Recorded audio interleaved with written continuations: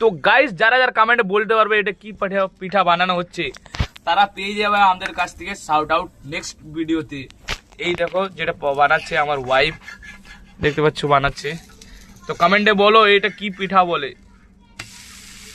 পিঠা বা কি বলে নাও আমি ঠিক জানি না। তো তোমরা যদি জানো কমেন্টে বলো অবশ্যই। এটা হচ্ছে তেল, তেল দেওয়া হচ্ছে, এটা হচ্ছে বানাচ্ছে।